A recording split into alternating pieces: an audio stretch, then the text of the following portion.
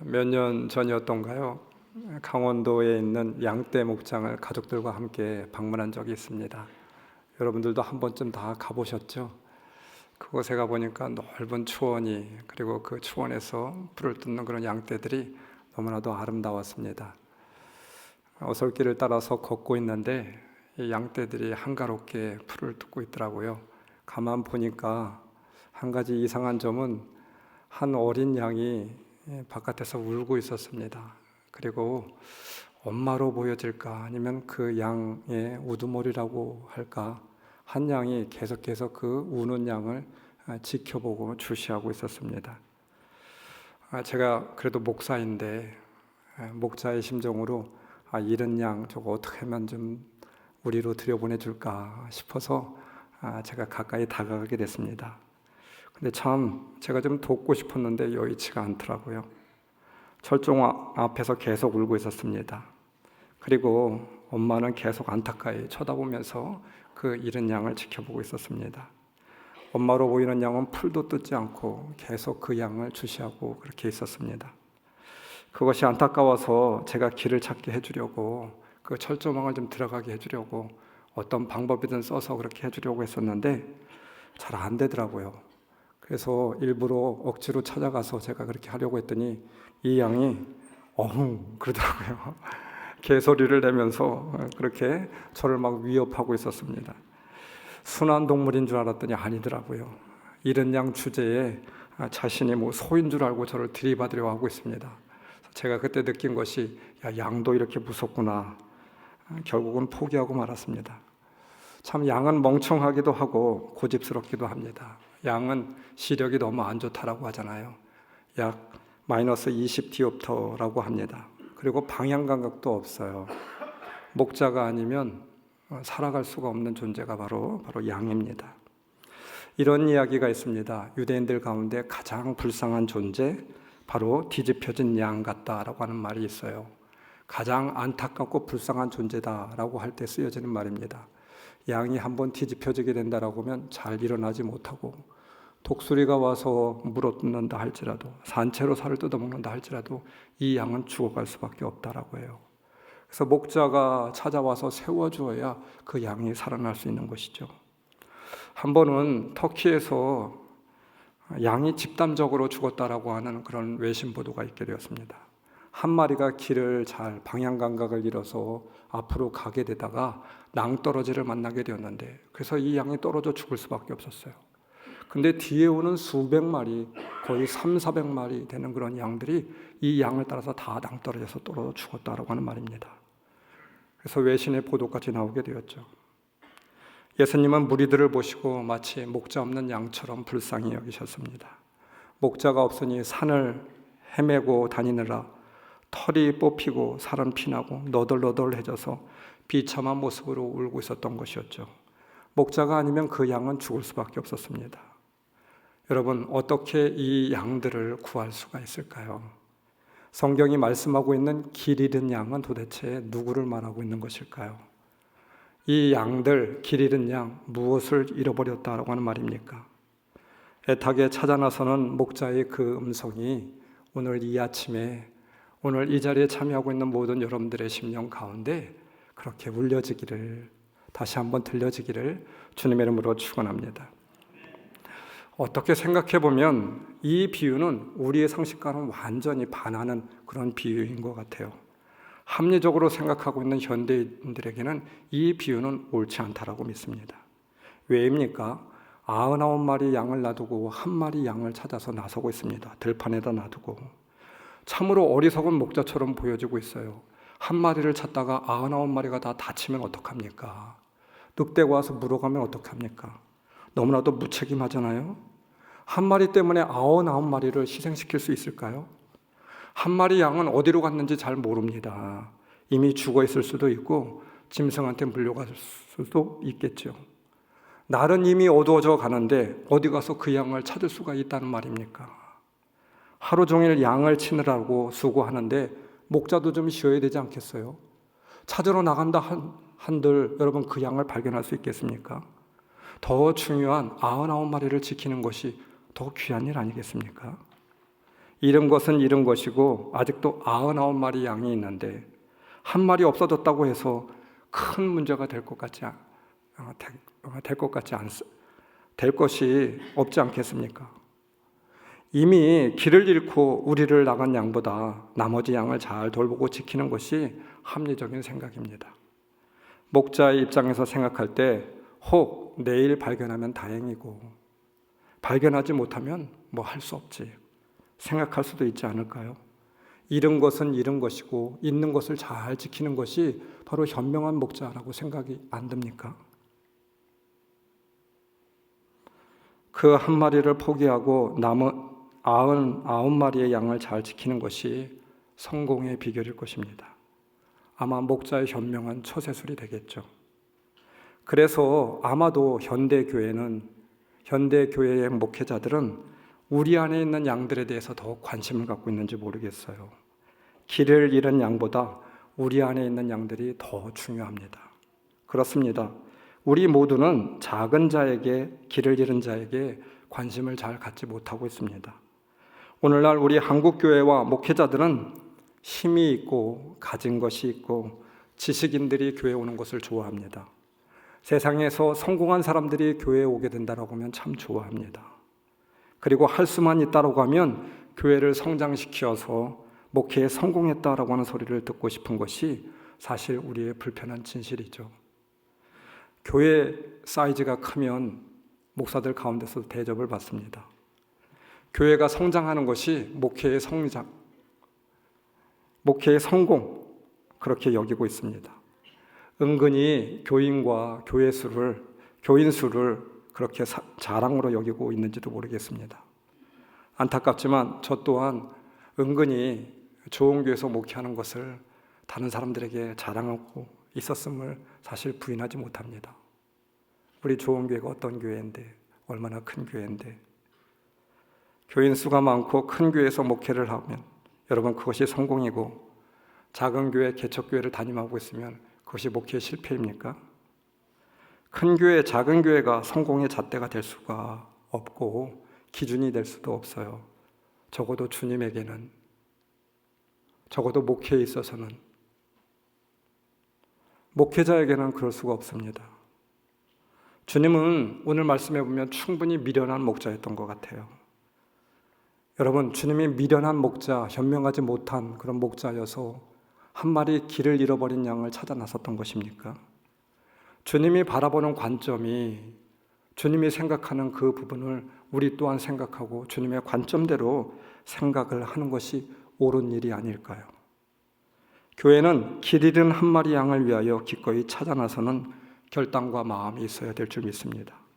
길 잃은 양을 소중히 여기고 길을 찾게 만들어 주어야만 합니다. 이것이 가장 귀한 일이죠.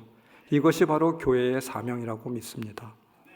오늘 말씀은 목자가 아닌 양에 초점이 맞춰져 있어요. 목자의 필요가 아닌 양의 필요에 초점이 맞춰져 있는 것이 오늘 본문의 포커스입니다. 잃은 양은 목자가 없으면 죽기 때문입니다. 찾지 않으면 찾아질 수 없는 그런 존재였죠. 그래서 목자가 양을 위하여 찾으러 나간 것입니다. 아니, 찾아가 주었던 것입니다. 살리기 위하여서. 주님이 이 땅에 우리를 위하여, 나를 위하여 살리기 위하여서, 생명을 주기 위하여서 이 땅에 찾아오셨잖아요. 잃은 양을 찾아오셨잖아요. 나를 찾아오셔서 나를 살리기 위해서 찾아오셨습니다. 한 영혼이 천하보다 귀하다라고 말씀하여 주셨습니다. 주님이 오시는 그날까지 교회가 잊지 않고 간직해야 될 그런 귀한 사명이죠. 그래야 교회가 교회다울 수 있는 거 아니겠습니까? 목회자가 목회자다울 수 있는 거 아니겠습니까? 칭찬 듣는, 주님께 칭찬 듣는 그런 교회와 목회자가 될 수가 있는 것이죠. 예루살렘의 딸들아, 나를 위하여 울지 말고 너희와 너희 자녀들을 위하여 울라. 누가복음 23장 28절. 여러분, 우리 주위에 길 잃은 양들이 많이 있습니다. 우리는 얼마나 관심이 그 길 잃은 양들에게 가고 있습니까? 여러분들에게 목자의 마음이 있습니까? 단 한 번만이라도 그 목자의 마음을 가지고 길 잃은 양에 대한 생각과 관점을 가지고 있었습니까? 혹 그 길 잃은 양이 여러분의 가족이라고 하면 어떨까요? 목자에게는 그 한 마리 양이 가족과도 같았습니다. 그래서 결단코 찾지 않으면 안 되는 일이었어요. 99마리를 벌판에 놔두고라도 이 한 마리 양 없어서는 안 되기 때문에, 가족이기 때문에 찾아 나섰던 것이죠. 길 잃은 양이 우리의 가족이라고 하면, 이웃이라고 하면 찾지 않을 수 없을 것입니다. 딸아이가 아빠 한번 이 뉴스를 보세요 라고 저한테 이야기하더라고요. 저는 잘 모르고 있었는데, 그래서 한 뉴스 영상을 보게 되었습니다. 사고를 당하여 오열하고 있는 어머니의 마음이 얼마나 찢어지고 안타까운지 아마 여러분들도 보셨을 것 같아요. 억장이 무너집니다. 초등학교 아이가 갑작스럽게 죽게 되었어요. 장례식 내내 딸이 소중히 여겼던 인형을 그 어머니는 가슴에 꼭 품고 실신을 하고, 너무 가슴이 아파서 그 인형을 놓을 수가 없어서 장례식 내내 그 인형을 가슴에 품고 장례를 지내는 것을 보게 되었습니다. 보는 사람들마다 안타까움과 아픔을 느끼게 합니다. 자식을 잃은 어머니의 마음이 어떠하였을까? 딸의 갑작스러운 죽음을 놓고 오열하지 않을 부모가 어디에 있겠습니까? 우리에게도 이런 영혼들에 대한 안타까움이 있습니까? 이렇게 슬퍼하는, 애통해하는 이유는 내 가족이고 더 이상 볼 수 없는 내 딸이기 때문에, 자녀이기 때문에. 딸을 잃은 가족을 깊이 애도하면서 저에게 물어졌던 생각 하나가 있었습니다. 이런 영혼들에 대해서 나는 그와 같이 가족으로 여기고 있나? 그와 같은 애통하는 그런 마음이 내게 있나? 라고 하는 질문이었습니다. 내 사랑하는 가족이 길을 잃었다라고 하면, 영원히 죽을 길에 들어섰다라고 하면 어찌 가족으로 찾아 나서지 않을 수 있겠느냐라고 하는 것이죠. 길 잃은 영혼들에 대한 안타까움이 없다면 우리가 어찌 그들을 사랑하고 가족이라고 여길 수가 있겠습니까? 천국과 영혼에 대한 그런 믿음이 우리 안에 있다라고 우리가 고백할 수가 있을까요? 마태복음 18장 14절, 이와 같이 이 작은 사람들 가운데서 하나라도 망하는 것은 하늘에 계신 너희 아버지의 뜻이 아니다. 목자의 마음으로, 영혼을 사랑하는 마음으로 볼 수 있는 안타까운 마음이 우리에게 있어져야 되지 않겠습니까? 이 마음이 가장 중요한 마음이 아닐까요? 이 마음이 우리 안에 먼저 회복되어야 되지 않겠습니까? 길 잃은 양을 사랑하는 마음이, 영혼에 대한 사랑이 우리에게 있어져야 될 줄 믿습니다. 이 비유에 안타까움이 있습니다. 오늘 본문의 비유는 길 잃은 양이 과연 누구인가? 라고 하는 부분에 대한 질문입니다. 말씀 3절, 예수께서는 그들에게 이 비유를 말씀하셨다. 그들에게. 그들은 누구일까요? 자신들은 길을 잃은 양이 아니라고 주장하고 있는 그들에게 이 비유를 말씀하셨어요. 바로 바리새파 사람들, 율법학자들, 그리고 혹 또 누구입니까? 혹 또 누구일까요? 우리는 지금껏 길 잃은 양을 우리 주변에서 찾았는지 모르겠어요. 누군가 그 사람이 길을 잃은 사람이라고, 우리가 찾아야 될 사람이라고 생각하고 있는지 모르겠어요. 여러분들 머릿속에도 그 사람이 아마 떠오를지 모르겠습니다. 여러분, 그런데 우리는 종종 이 본문을 해석하면서 해석의 오류를 범하고 있어요. 회개하지 않았던 사람, 구원의 경륜에서 벗어난 사람들, 죄인들, 혹 이렇게 생각하고 있습니까? 바리새인들처럼. 주님께서는 그들에게 말씀하셨어요. 나와 함께 기도해야 할 그 사람이 오늘 여기 없습니다. 같이 예배해야 할 그 사람이 여기 없습니다. 우리는 이렇게 바리새인들처럼 안타깝게 생각할 수 있습니다.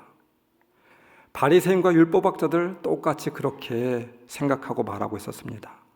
그런데 예수님께서는 그들을 바라보시면서 조용히 그들의 눈을 바라보시면서 이렇게 말씀하고 있습니다. 잃어버린 자, 그건 바로 너였다고. 잃어버린 자, 너희들이 생각하는 그 사람이 아니라 바로 너가 아니겠느냐. 말씀을 들어야 될 사람, 깨달아야 할 사람, 예수님이 정작 그들이 바로 듣기를 원하였습니다. 말씀 10절, 내가 너희에게 말한다. 이와 같이 회개하는 죄인 한 사람을 두고 하나님의 천사들이 기뻐할 것이다. 회개해야 될 사람들은 진정 세리들이 아니라, 죄인들이 아니라 아직도 깨우치지 못하고 또 자신들이 죄인이 아니라고 생각하고 있는 그 사람들이 진정 회개될 사람이 아닌가, 주님이 묻고 있는 말씀이 아닐까요? 그래서 여러분, 누가복음 15장에는 이런 사람들에 대한 이야기가 계속 설명이 되고 강조되고 있습니다. 탕자의 이야기도 여기에 나오고 있죠. 탕자는, 진정한 탕자는 누구입니까? 세상에 나가 있는 탕자, 그 아들이 탕자입니까? 아니에요. 여러분, 그 탕자는 자신이 탕자인 줄 알았습니다. 그래서 집으로 돌아왔어요. 아버지에게 돌아왔어요. 그래서 그는 탕자가 아니었습니다. 진정 탕자는 누구였습니까? 집안에 있었던 큰아들 맏형, 그 아들이 탕자였던 것이죠. 왜 그렇습니까? 그는 자신이 길을 잃은지 몰랐어요. 그래서 그가 탕자였습니다. 혹 우리는 사역을 하면서, 맡겨진 일을 하면서 나는 다른 사람이라고, 나는 선한 사람이고, 나는 도움을 주는 사람이고, 나는 믿음의 사람이라고. 아니요, 다 틀렸어요. 나는 문제가 없다고? 아니요, 틀렸어요. 나는 너와 다른 사람이라고? 여러분, 이러한 자세가 우리 신앙생활하는 데 있어서 가장 큰 오류입니다. 우리는 해석의 오류를 범하고 있습니다. 사실 교회에서 제일 은혜를 받아야 될 사람, 제일 회개될 사람이 누구입니까? 저는 목사라고 생각합니다. 바로 여러분들이 아니라 제가 되겠죠. 목사가 제일 은혜를 받지 못해요. 일주일 동안 말씀을 묵상하고 준비하는데 제일 은혜를 못 받는 사람이 목사예요. 다른 누구가 아니라 바로 저입니다. 교회에서 회개를 제일 먼저 해야 될 사람이 누구입니까? 바로 성도들이 아니라 목사라고 저는 생각해요. 목사입니다. 성도가 잘못된 것이 아니라 목사가 잘못됐죠. 교회에 문제를 일으키는 사람, 여러분, 초신자가 문제를 일으킵니까? 다른 교인들이, 우리 교회 교인이 아닌 다른 교인들이 문제를 일으킵니까? 아니잖아요. 교회에 문제를 일으키는 사람, 교회에 오래 다녔다라고 말하고 있는 사람, 우리 교회를 너무 잘 알고 있다라고 하는 중직자들, 이런 사람들이 문제를 일으키고 있잖아요. 가정에서 아이들이 잘못되었을 때 여러분, 아이들이 문제가 있는 것입니까? 전문가들은 그렇게 이야기하고 있지 않잖아요. 부모들이 문제가 있다고, 그 근본적인 문제는 부모로부터 시작된다라고 말하고 있잖아요. 여러분, 제일 바보가 어떤 사람인 줄 아세요? 항상 다른 사람이 문제라고, 너가 문제라고, 당신이 문제라고, 윗사람이 문제라고. 아니에요. 당신이 문제가 아니라 내가 문제였던 것이죠. 말씀을 준비하며 메모해 둔 글 하나가 있습니다. 괜찮은 사람인 줄 알았습니다. 주일 성수 어긴 적 없고 11조 떼어먹은 적 없으니 그만하면 괜찮은 사람인 줄 알았습니다. 감사헌금에 절기헌금에 성의를 다했으니 그뿐인가 매 주일 신실하게 섬김과 봉사도 열심히 하였습니다.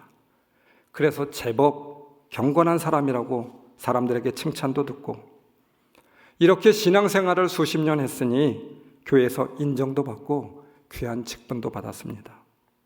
또한 때마다 철따라 기도원의 부흥회에 말씀 집회에 참석하곤 했으니 제법 거룩한 사람인 줄 알았고 거룩한 채 하며 살았습니다. 하여 주일 성수 안 하는 사람들, 11조 안 하는 사람들을 이해할 수 없었고, 교회에서 봉사하고 헌신하지 못하는 사람들을 도무지 이해할 수 없었습니다. 하여 저들은 왜 저리도 불경한가? 저들은 왜 저리도 뻔뻔한가?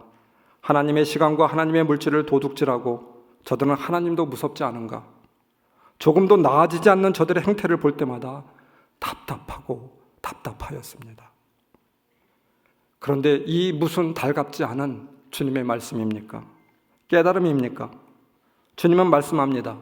너희가 지금 본다고 말하니 너희의 죄가 그대로 남아있도다.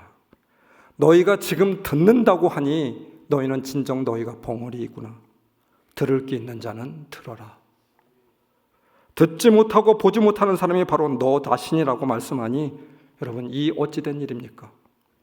마가복음 7장 20절, 사람의 마음에서 나오는 그것이 사람을 더럽게 한다고, 모든 악한 것이 속에서 나와서 사람을 더럽게 한다니. 그런데 사람을 더럽게 한다는 저 교만과 자기 자랑과 우월감과 판단과 정죄와 비교와 무시와 경멸과 조롱과 비웃음, 모든 이와 같은 것들이 내 속에 있지 아니한가 말입니다. 말씀 7절, 내가 너희에게 말한다. 이와 같이 하늘에서는 회개할 필요가 없는 의인 99바다 회개하는 죄인 한 사람을 두고 더 기뻐할 것이다. 회개할 필요가 없는 의인이 아니라 진정 회개해야 할 죄인이 바로 나이지 않았던가. 아직도 회개하지 못하여 주님의 근심이 되어지고 주님이 안타까이 찾아 나서는 길 잃은 양, 다른 누구가 아닌 바로 내가 길 잃은 양이 아니었습니까? 오 주님, 이 죄인을 용서하여 주세요. 다른 누구가 아닌 바로 내가 길 잃은 양, 귀가 먹고 눈 먼 자는 바로 나였습니다. 오늘 성경 본문은 우리들에게도 동일하게 질문하고 있죠. 100마리 가운데 그 한 마리는, 10개 가운데 그 하나는, 집 나간 탕자는 과연 어떤 아들인가 묻고 있습니다. 혹 우리는 알고 있습니까? 잃어버린 자가 누구인지? 내가 바로 길 잃은 양인 것을 알고 있습니까? 이것을 알 때 우리는 거기로부터 시작할 수가 있어요. 우리가 아직 시작도 못한 것은 무슨 이유입니까? 아직도 찾지 못하고 헤매고 있는 것은 무엇입니까? 바로 잃은 자가 나임을 알지 못하고 나임을 인정하고 있지 않고 있기 때문이 아니겠습니까? 그래서 우리는 성경의 바리새인과 같이 여전히 눈먼 자로, 귀먹은 자로, 길 잃은 자로 남아 있었던 것이 아니겠습니까? 오늘 비유의 포커스가 있습니다. 길 잃은 양, 여러분, 사람들에게만 한정되고 있는 그런 말씀이 아니에요. 비유의 포커스는 잃은 양이 무엇인지, 무엇을 잃어버렸는지, 이것이 더 중요한 말씀인 것 같습니다. 찾아 나서는 것은 그 다음 일이죠. 잃은 것을 알았을 때 찾아 나서는 거 아니겠습니까? 내가 잃은 것을 모르는데 어떻게 찾아 나설 수가 있겠습니까? 그래서 말씀 4절 이렇게 말하고 있어요. 찾을 때까지 찾아다니지 않겠느냐. 이 말이 전제하고 있는 말은 무엇입니까? 잃어버렸다는 것을 알고 있다라고 하는 거예요. 무엇을? 오늘 성경 본문 그 다음번에 드라크마 비유가 나오고 있습니다. 사람들이 깨닫지 못하니까 주님께서 더 자세하게 해석을 해주고 있어요. 드라크마 비유에서 여인은 10개 중에 하나를 잃어버리게 되었습니다. 근데 그 한 드라크마는 한 사람이 하루 일해서 벌 수 있는 일당이래요. 뭐 아주 작은 것에 불과할 수도 있습니다. 성경 원에 보니까 토 드라크마 이 말을 쓰고 있습니다. 이 드라크마를 잃어버려서 이 여인은 안타까이 찾고 있습니다. 어떻게 이 드라크마를 찾을 수 있을까? 샅샅이 뒤지고 별 방법을 다 동원해서, 그래서 결국은 어떻게 되었어요? 그 드라크마를 찾았어요. 그러자 많은 사람, 동네 사람들을 다 불러서 잔치를 벌이게 됩니다. 잔치한 값이 20배, 30배도 더 많이 들어가는 것 같아요.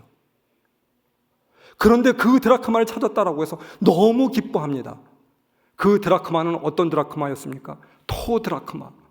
찾지 않으면 안 되는 드라크마. 이전에 내가 갖고 있었는데 반드시 찾아야만 되는데 나의 가장 소중한 것이었는데 그것을 지금 잃어버렸어요.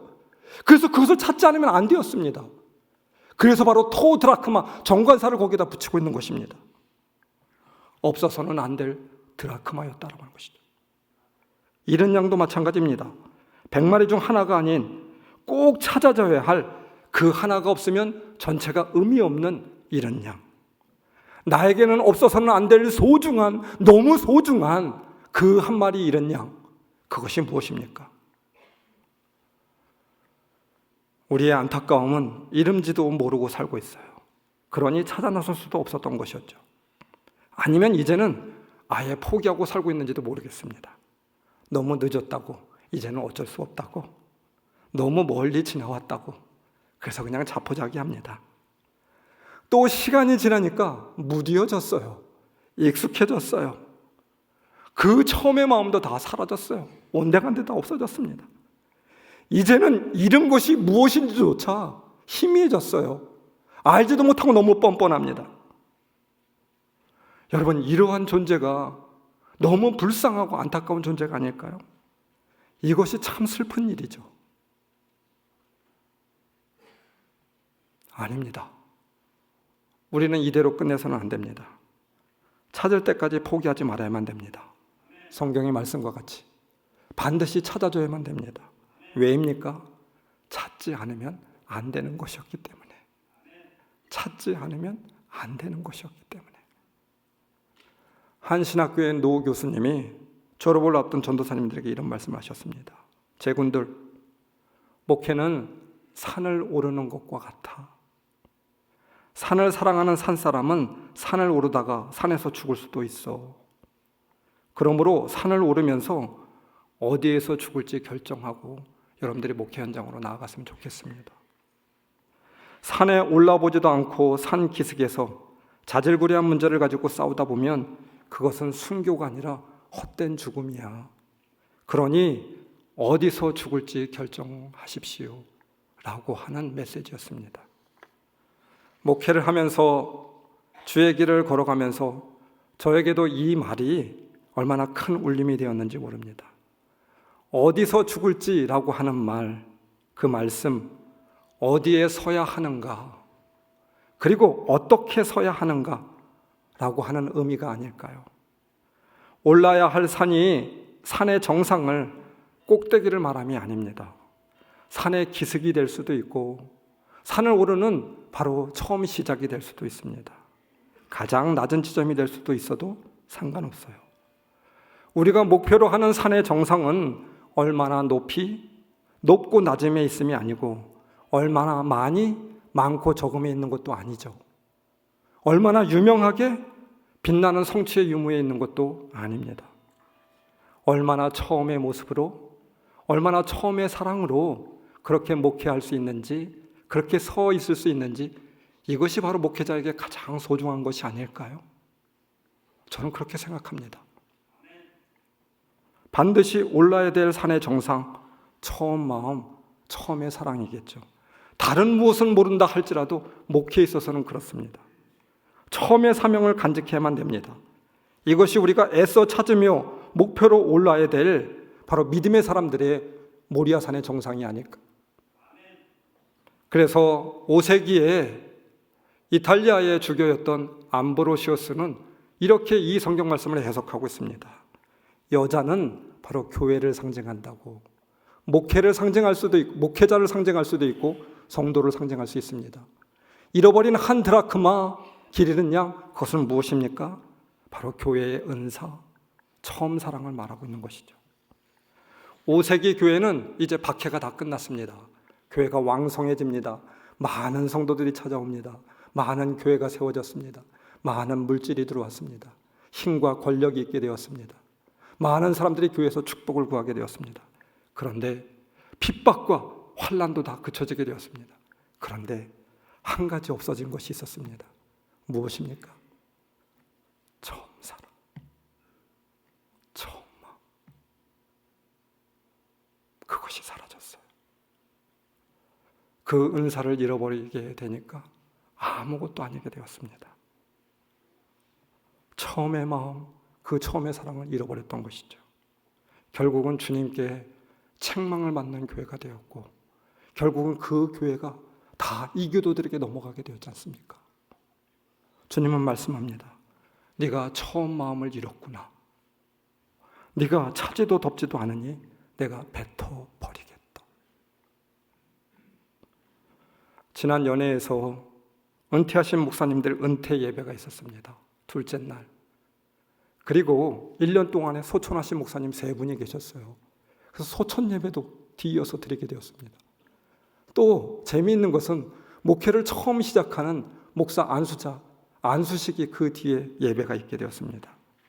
하루에 연속적으로 3번의 예배가 그렇게 진행되게 되었는데 특별한 예배이기도 하고 저에게는 참 큰 감동의 시간이기도 하였습니다.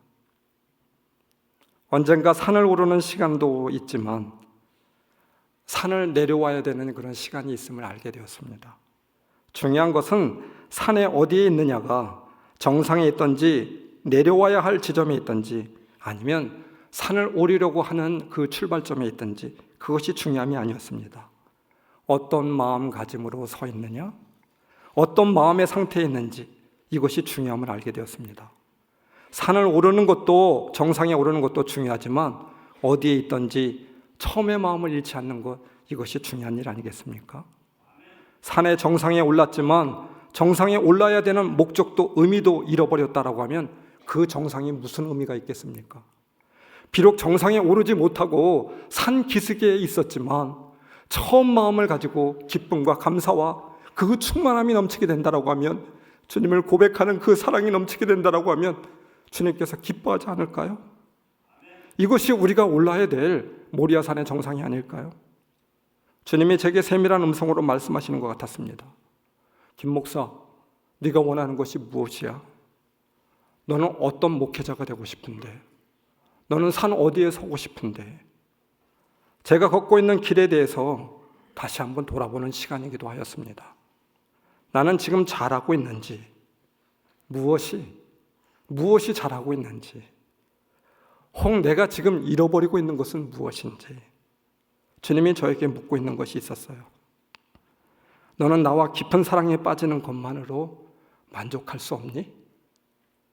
네가 어떤 성과, 네 사역을 통하여서 아무 일도 일어나지도 않고 네가 꾼 꿈을 다 이룰 수 없다 할지라도, 그리고 다른 사람들에게 비판과 또 손가락질을 받는다 할지라도, 다른 사람이 어떤 평가를 내린다 할지라도 나와 사랑에 빠지고 나를 사랑하고 나를 사랑하는 그 처음 마음, 그것 하나로 만족하며 살 수 없겠니? 주님, 저를 통해 아무 일도 일어나지 않고 아무도 저를 알아주지 않고 제가 아무런 큰 일을 하지 못해도, 제가 앞으로 어떤 일을 만난다 할지라도 주님과의 깊은 사랑, 처음의 사명, 그것 하나만으로 만족하며 살겠습니다. 그거 하나면 저에게 충분합니다. 고백되어졌던 그런 시간들, 묵상의 시간들이었습니다. 부활하신 주님은 물고기를 잡으러 갈릴리 바닷가에 내려온 제자들에게 물었습니다. 요한의 아들 시몬아, 네가 다른 사람들보다 나를 더 사랑하느냐?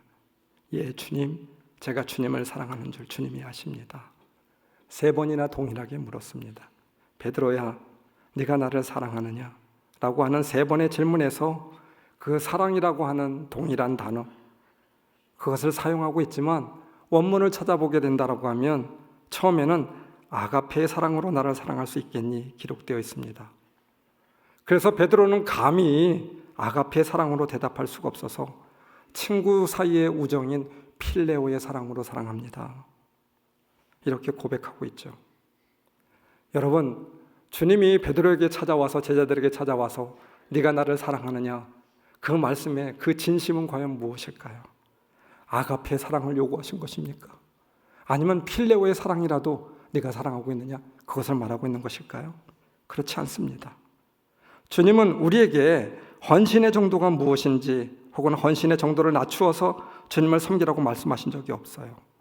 사도 요한의 서신에 의한다라고 하면 사랑이라고 하는 단어를 구별하지 않고 사용하고 있습니다. 주님은 단지 베드로에게 네가 나를 사랑하느냐 묻고 있을 뿐인 것이죠. 주님의 사랑으로 만족하며 그 처음의 마음이 너에게 있느냐라고 묻고 있는 것입니다. 다른 사람들보다 나를 더 사랑한다던 그 고백이 지금 너에게 있느냐? 다른 사람은 어떻게 한다 할지라도 너는 나를 배반하지 않겠다라고 하는 그 처음의 사랑이 너에게 있느냐? 묻고 있는 것이었죠. 네가 나를 사랑하느냐? 3번이나 물으시면서 처음 사랑을 잃어버린 베드로에게 다시 처음의 사랑을 회복하기를 우리 주님은 간절히 원하고 있었습니다. 지금도 수많은 베드로에게, 그리고 저에게, 여러분들에게 우리 주님은 묻고 있죠. 요한의 아들 시몬아, 네가 다른 사람들보다 나를 더 사랑하느냐? 주님이 물으셨네. 그때 나는 주께 대답했네. 내가 주를 사랑한다고.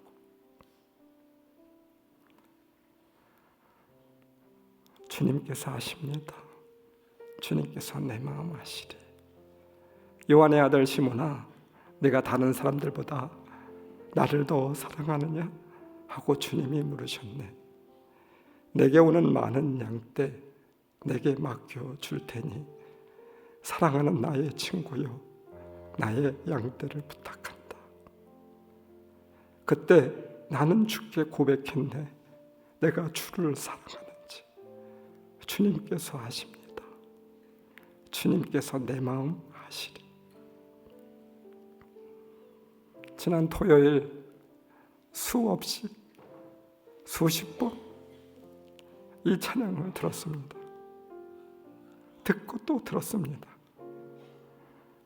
저는 내게 오는 양떼도 찾지도 돌보지도 못하였고 돌볼 수 있는 힘도 잃고 주님을 사랑하는 그 뜨거운 마음도 첫사랑도 잃어버렸습니다. 주님 용서하여 주세요. 여러분, 이것이 베드로의 고백이지 않을까요? 주님이 말씀하셨습니다. 괜찮다 베드로야, 괜찮아, 사랑 내 친구야, 괜찮아, 우리 다시 시작하자. 시몬 요한노 아가페스네, 처음의 모습, 처음의 이름, 그 처음의 사랑으로 거기서 다시 시작할 수 있어. 그것 하나로 족할 뿐이야. 주님께서 베드로에게 이렇게 말씀하시지 않았을까요? 주님은 제자들에게, 베드로에게, 그리고 동일하게 우리에게 그 처음의 마음이 유지되고 있는지, 처음 사랑으로 살 수 없겠느냐고 묻고 있습니다. 여러분, 우리가 잃어버린 것은 무엇입니까? 성공과 실패, 이것이 두려운 것이 아닙니다. 성과와 지혜도 중요한 것이 아닙니다. 대우와 평판도 중요함이 아니죠. 우리에게 정말 중요한 것은 그 처음의 사랑, 처음의 마음인 줄 믿습니다. 더 드라크마, 그 드라크마가 찾아져야 되지 않을까요?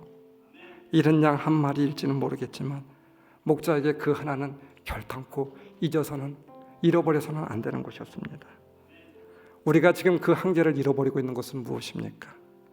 여러분들은 그것을 알고 있습니까? 그 한계를 기억하고 찾을 수 있는 여러분들이 되시길 주님의 이름으로 축원합니다. 말씀 6절, 나와 함께 기뻐해 주십시오. 잃었던 내 양을 찾았습니다 하고 말할 것이다. 이 기쁨의 고백이 우리 조원교회 성도들에게 있기를 주님의 이름으로 축원합니다. 말씀을 기억하시면서 우리 통성으로 기도합시다.